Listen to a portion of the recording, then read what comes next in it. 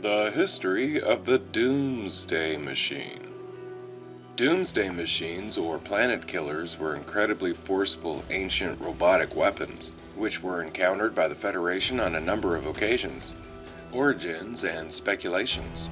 It was believed that the Doomsday machines were created by the Preservers to be used against the Borg, though it seems they may have been unsuccessful and that the Borg, who designated them Species 4672, were able to vanquish the creator race. Source: TNG novel Vendetta, Voyager, Planet Killer comic, Ultimate Weapon. Doomsday machines feature a neutronium hull capable of resisting many known types of weapon fire. This super dense hull even allows the vessel to survive within a star. This same hull also generates a disruptive signal that prevents transporters from beaming people into the ship. Though transportation was possible, if permitted by the pilot, who was locked into a crystalline stasis chamber and merged with the ship. After being locked in, the pilots were not alone. Planet killers also contained an intelligence within their cores, known as the Many, which seemed to be a repository of the creator's souls or a computerized version of their minds. The Many served as the guiding force of the vessel. However, they required a physical living being to actually unite them in this purpose. Doomsday Machine required a constant diet of planets to maintain their peak performance. This need to consume planetary matter was believed to be part of the machine's design to destroy planets the Borg had assimilated. The matter obtained from planets or other targets such as Borg cubes increased the ship's power reserves and even allow them to repair themselves. Doomsday machines were equipped with a devastating anti-proton beam. Even the Borg were incapable of resisting. These ships had a powerful tractor beam, which was used to drag either starships or planets into its maw. Despite their powerful destructive and offensive abilities, Doomsday machines were generally slow comparative to other starships. Nevertheless, they were in fact capable of achieving Warp 10, though this appeared to be a rarely used ability. This was also from the TNG novel Vendetta. If you haven't read Vendetta, it is really good. History. Some sources hold that the machines were built 50,000 years before the Federations encountered with them, and 1,000 years later a wave of the weapons led to the destruction of the First Orion Empire. However, others claim that the machines were billions of years old and that they came from outside the galaxy, a thought that Jean-Luc Picard did not buy due to the lack of planetary bodies in the intergalactic void. First contact.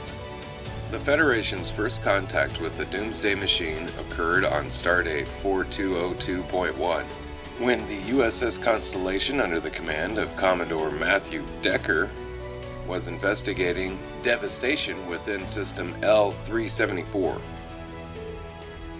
As the ship entered the system, they discovered that the fourth planet in the system was collapsing in orbit. A Doomsday Machine was firing its anti-proton, preparing the planet for consumption.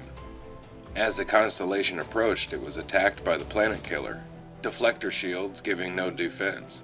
Counterattacks did not pierce the ship's neutronium hull, and the Constellation was heavily damaged. Unable to escape, and with the Constellation incapable of calling for aid, thanks to the Doomsday Machine's dampering field preventing communication and draining the ship of power, Commodore Decker ordered an evacuation of his crew to the third planet in the system, while he himself decided to remain on board until the rest of the crew safely transported. Unfortunately, the Doomsday Machine soon returned and attacked again, knocking out the Constellation's transporter and thus stranding Decker on the ship. It then moved to consume the third planet, and Decker could do nothing but watch and listen helplessly as his crew of 400 were consumed along with the planet.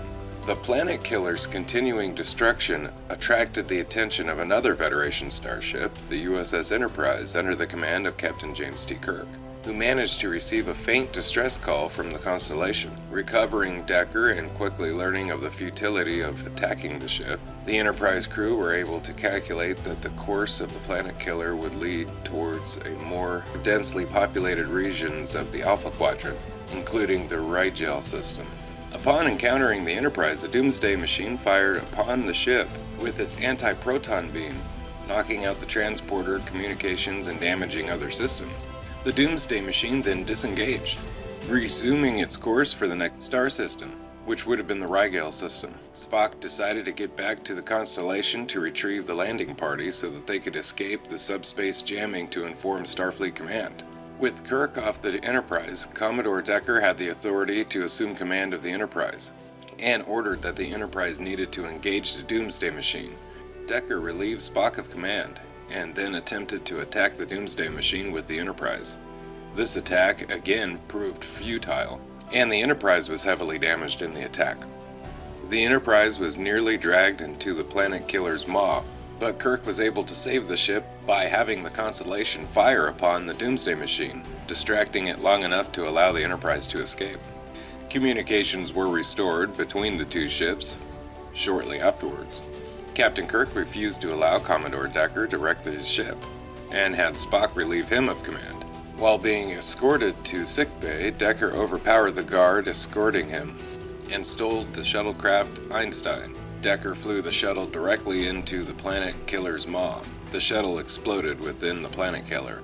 However, this also registered a small power loss on the Enterprise scanners. At this point, Kirk and Spock determined that the larger explosion inside the planet killer might probably destroy the inner workings of this device. Chief Montgomery Scott rigged the Constellation's impulse engines to explode, and Kirk took the Constellation inside the planet killer.